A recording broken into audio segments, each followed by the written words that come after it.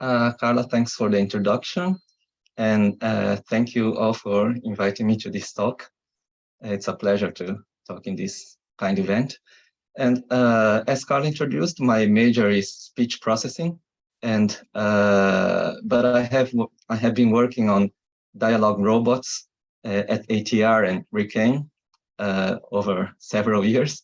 And in this talk, I will give an overview of our work on analysis and generation of speech-related motions and the evaluations in the humanoid robots.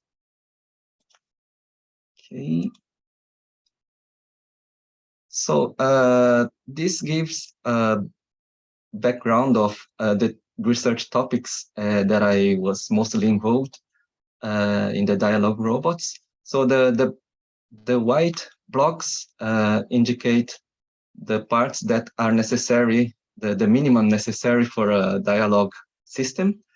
But for dialogue robots, we need to take several things into account. And one of them is paralinguistic information extraction, which is intention, attitudes, and emotions against with the linguistic information given from the speech recognition. And for dealing with noisy environments of the robots, we also have to take into account some pre-processing for detecting utterances, separating sounds, and suppressing noises. And we use some sound environment intelligence in this case. And on the other hand, for the expressions, we have to generate the motions coordinated with the speech of the robots. And this is the main topic of my talk today. So these are keywords that describe my works. And regarding nonverbal expression accompanied with the robot speech,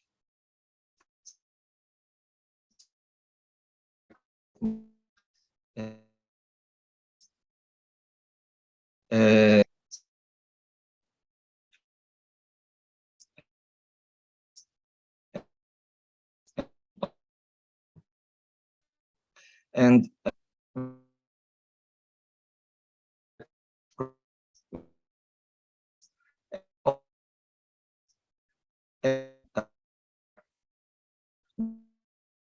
shows that the robots we have been working on, some of them are humanoids, others are androids, a very human-like appearance.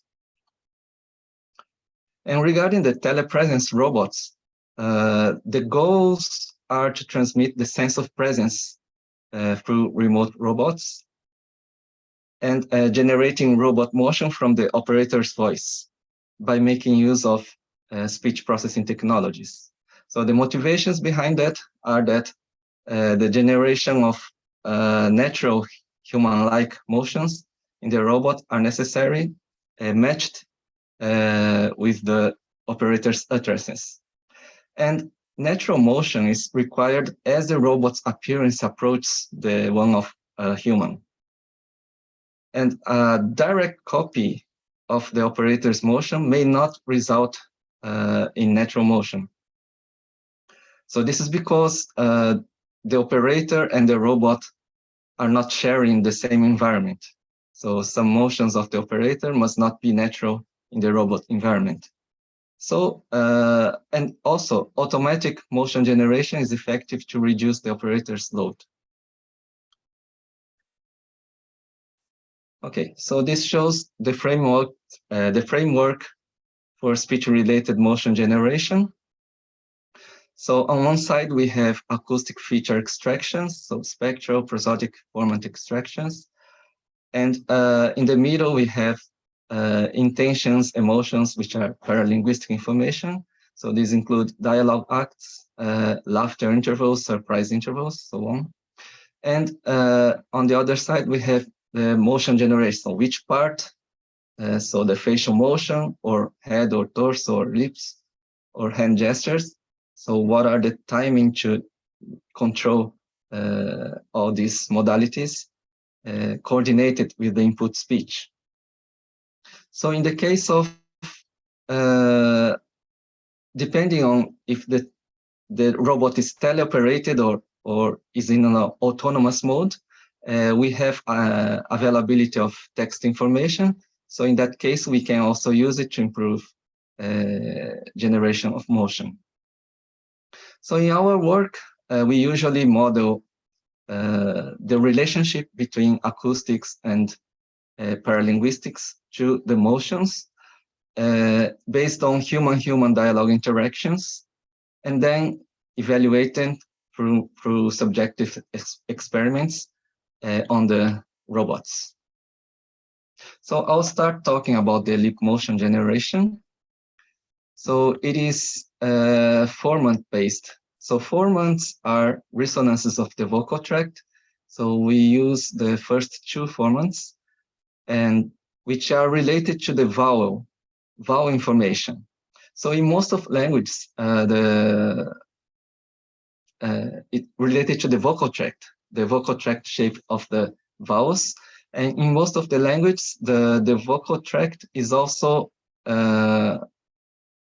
correlated with the lip shape. So we can use formant information for estimating the lip shape information. So we do that by moving the coordinates to the center of the vowel space and then rotating by about 25 degrees so that the log F1, so the first formant rotated, would align, would order the vowels according to the lip height information. And the F2, so the second formant, can be used to map to the lip width information.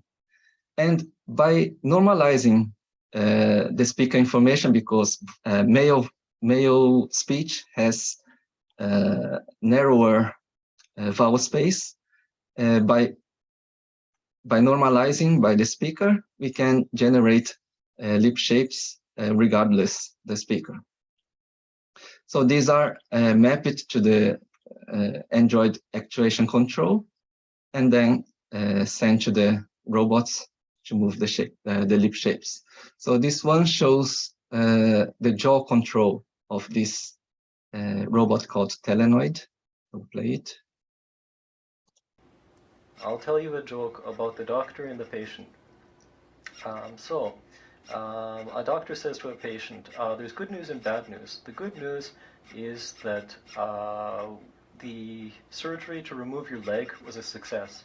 The bad news is that we removed the wrong leg. Well, it's only the jaw, but it looks quite natural, I think. So this shows the Geminoid F, which is an Android. All right, so at ATR, I'm working with laser rangefinders to detect and track people. So this is jaw only, and this is including some partial control of the lip corner, because she can only pull a little bit the lip corner to the outside direction. All right, so at ATR, I'm working with laser rangefinders to detect and track people, as well as.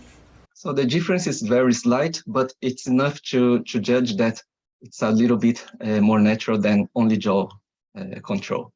So this shows the evaluation results by comparing the speech-driven method with image-based or motion capture-based motion mapping. So the audio-based is even better, more natural than the other ones. And one reason for that is that for the image processing, there must be errors in the image, the face, the lip shape detection. And for the motion capture, some of the speakers do not move much their lips while speaking. So it's even better for artificially creating the lip motion from the audio signal. So by controlling the lip corner just a little bit, it improves. And if we could control also the lip rounding, so we tested by a CG avatar, and then it takes better naturalness scores. So, and also by comparing the results for Telenoid and the Geminoid, we can see that Telenoid receives higher scores. And this is because the closer the human appearance of the robot is, the more the human-like behavior expectations are. So recently in RIKEN, we use an android called Nicola, which has 32 degrees of freedom for the face and 3 for the neck. And if we only move the jaw, こんにちは。僕の名前はニコラです。 it's not so good. But if we also control lower lips, lip corner, and lip protrusion, こんにちは。僕の名前はニコラです。僕は理化学研究所で表情研究のためのロボットとして開発されました。 so although it's in Japanese, you can see that it's more natural than only controlling the jaw. Okay, now I move to the head motion analysis and generation. So we analyze human-human interaction data by collecting simultaneous recordings of audio, video, and motion capture data in dyadic interactions. And we use the markers in the head and nose to obtain the head rotations, nods, tilts, and shakes based on singular value decomposition. And based on the video data and the motion capture data, we annotate the head motion events. So nods, multiple nods, up, down, face up, face down, head tilts, shakes, and no motion. So this shows relations between dialogue acts and head motion. So we can first see that back channels are almost always accompanied by nods or multiple nods. And we also see that for questions and statements and keeping the turn, so which means strong phrase boundaries. So in the strong phrase boundaries, there is also a relative occurrence of nods and multiple nods. While in weak phrase boundaries, so fillers and weak boundaries, we have predominance of no motion or head tilts. And for denial, we have presence of shakes and tilts. So based on these trends, we can somehow map dialogue acts with head motion. For example, agreement back channels, statements, questions, and strong phrase boundaries can be used to generate nods, denial for head shake, hesitation, thinking for head tilt, and surprise admiration for face up motions. And we implemented that in the robots and verified how natural the motion appears. So this shows the result. So in the beginning, she thinks of a while before answering to a guidance question. So there is a head tilting in the beginning.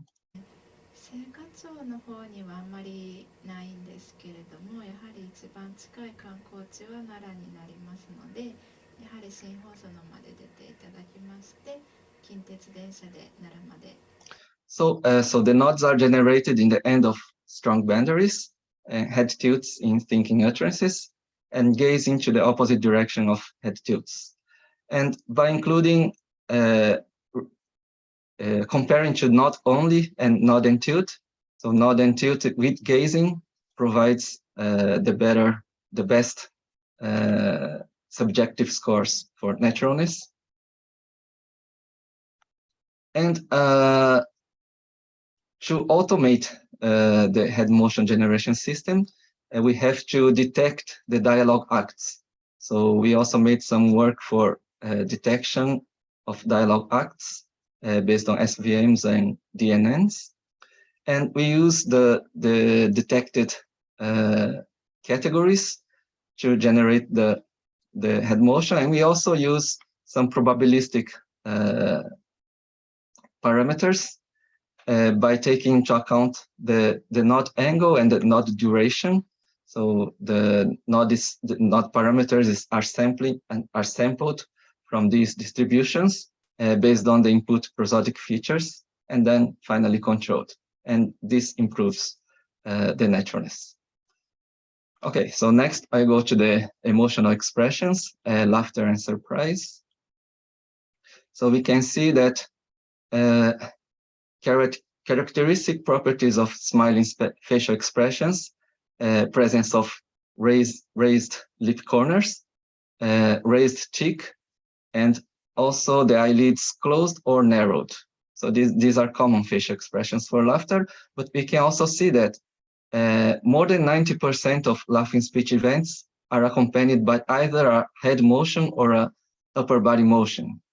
So only facial expression is not enough. And we also see that more than 50% of these motions are in the pitch direction, so in the vertical direction. And regarding the timing, we see that onset time are synchronized for the laughing speech and the smiling facial expression, but the offset are not synchronized. There is about 1 second later. So about 1 second later, the smiling facial expression comes back to the normal face. And in that moment, we also observe the presence of eye blinking. And usually laughter occurs in a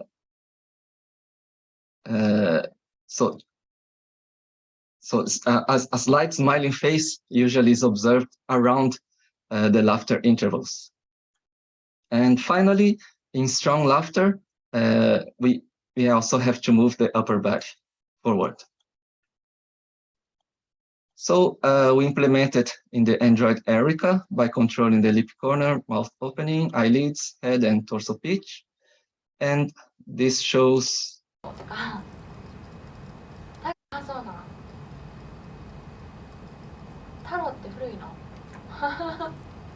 So without head motion, only the facial expression doesn't look natural, while by controlling all modalities,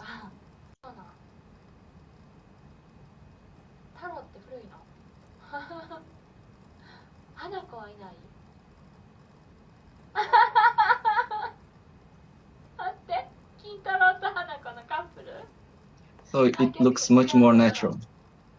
So all modalities should be controlled for increasing naturalness.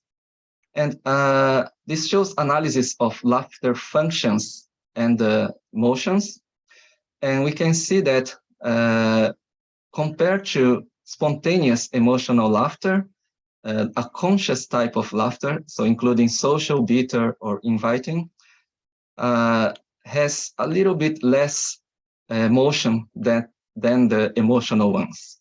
So depending on the situation, this also should be controlled. So now regarding surprise, we observed that for high degrees of surprise, the eyebrow motion is predominant, but for very high degree, the body motion is more predominant. So depending on the level of surprise degree, different modalities should also be controlled. So the surprise motion was controlled in the same way of the laughter. So in this case, we control the eyebrow raising. And this shows. So this is only face while controlling all modalities.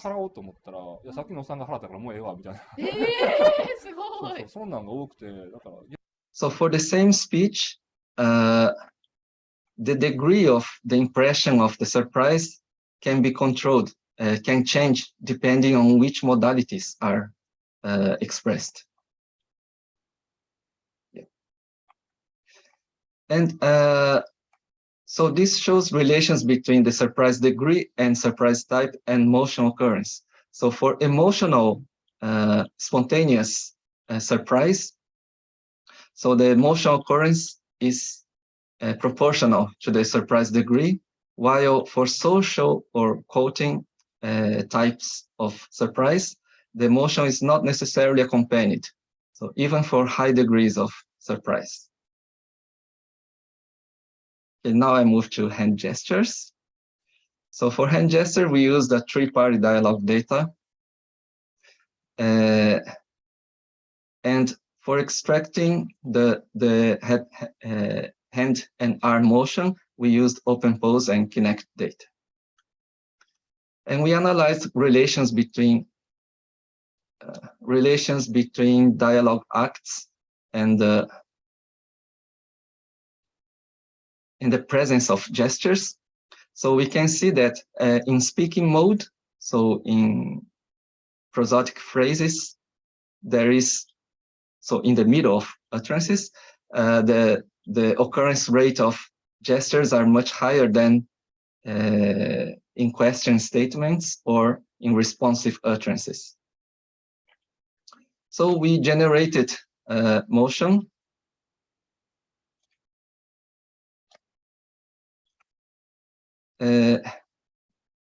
based on text-based gesture generation and prosody-based gesture generation, which are switched depending on the input dialogue act. Then we superimposed the gestures from these two and generated the motion in the Android. So for the text-based, we used WordNet to first extract word concept information and then model some conditional probabilities for gesture functions and word concepts, and then hand motion clusters with the gesture functions.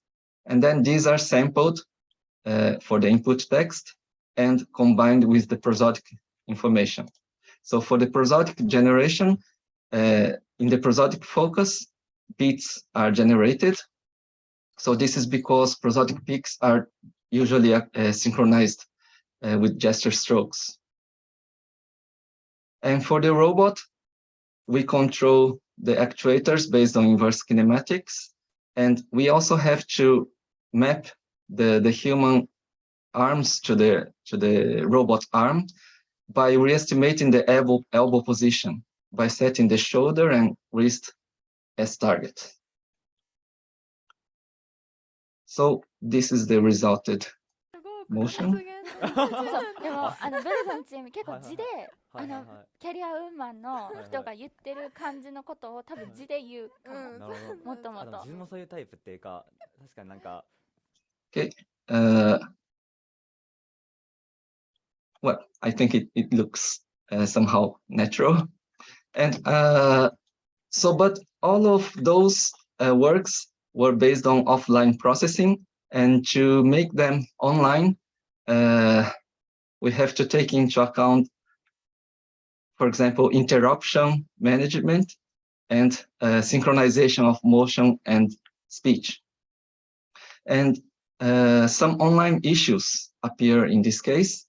So we have to avoid the response latency. So we want to play the speech as early as possible, but then we have to think about how desynchronized can be the emotions related to the speech, and also how to deal with interruptions when speech collision occurs. So this shows results of analysis on these issues.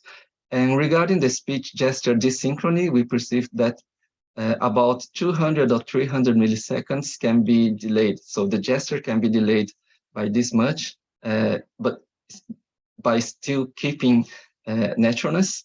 While for interruptions, about 1 second holding duration would be suitable, but later holding about 3 seconds could be used to show the robot's feeling of displeasure.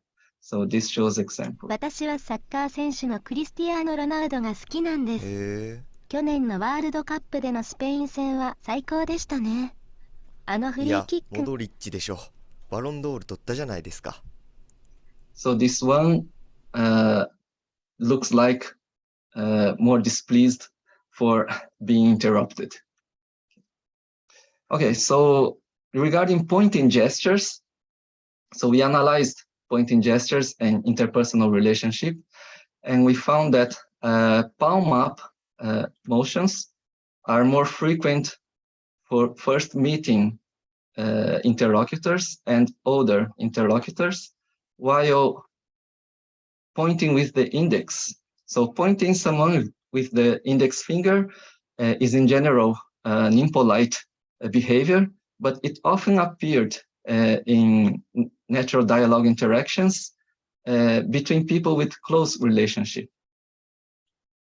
And it's not actually impolite. So we analyzed how would be the pointing gesture types. So regarding hand shape, hand orientation, and language type to express politeness or casual, careless behaviors. So we found that 卒論、どんな感じですか？結構やばいです。 So open palm up and formal language is the most polite. 卒論、どんな感じ？結構やばい。 So pointing with the index finger and colloquial language is the most careless, and the other combinations are all within these two extremes. And we found that hand shape has the biggest effect, followed by hand orientation and followed by language type. So this indicates that the nonverbal information is quite important for politeness expression. So now regarding anger expressions.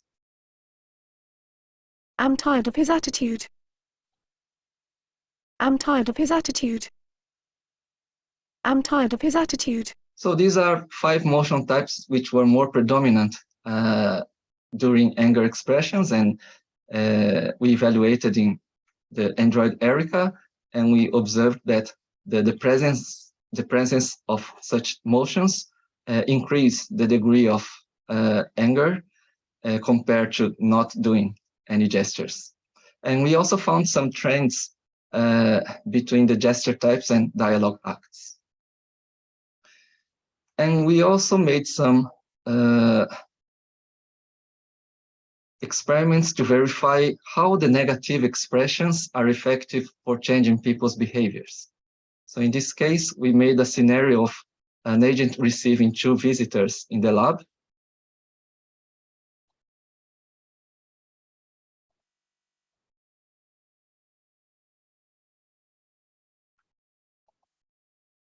So she starts with greetings and then... John, you don't have to take off your face mask when speaking. I can imagine, wearing a mask seems uncomfortable to you. However, this is for the safety of everyone.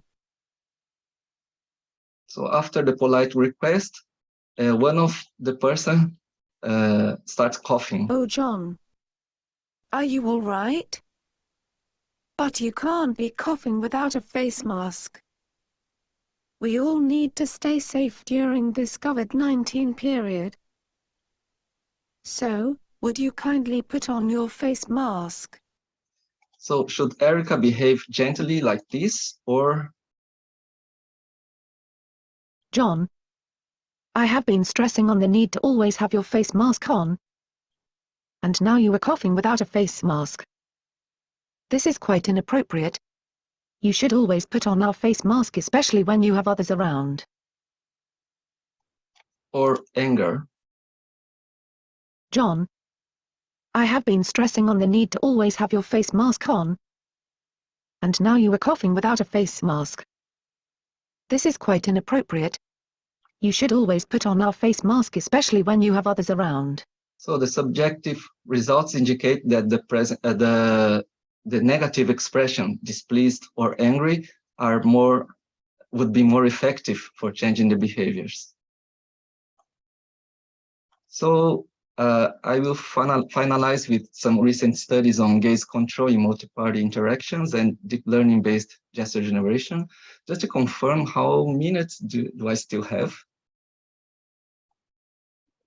So 5 minutes left now. Oh, okay. Thank you. Okay. So the first one is regarding analysis of gaze behaviors of subjects with different personalities. This was presented in this year's Roman. And this considers the gaze targets during different dialogue acts. So dialogue roles. So speaker or addressee or side participant. And it also considers the duration distributions and the pupil directions during gaze aversions. So we collect from the data of different participants, different subjects. So one is more extroverted, another is more introverted, and we observed some differences. So the extroverted one has higher percentage of looking at the dialogue partners, while the introverted one tend to avert their gaze more. And based on these distributions, we generated the gaze motions in the Android Nicola. So this shows the view from the left side, left person, and from the right person, so that we can see if the gaze is, there is mutual gaze or not.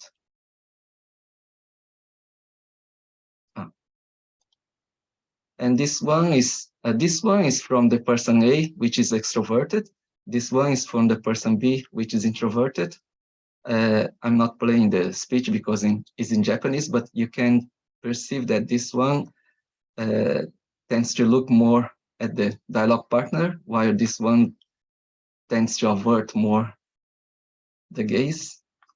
And this gives the impression of more extroverted personality for this one and more introverted personality for the other one. And regarding gesture generation based on deep learning, so we made a WGAN-based conditional gesture generation, and we split the input motion in 3 levels, 3 categories based on the size and speed of the motion, and then trained by attributed the labels low, mid, and high as traits for the conditions of the GAN against with the prosodic information, so F0 information, and retrained the gesture generations. And we obtained that for the low, we have lower levels of introversion and lower levels of tension, while for the high model, we obtain impressions of extroversion and high tension for both the avatar and CommU. CommU is this robot. The problem of CommU, there was no difference between mid and high, and we think that this is because it has only 2 degrees of freedom for the arm, while for the avatar we can control all the degrees of freedom. So to summarize, so far, most of our studies focused on generating natural human-like behaviors.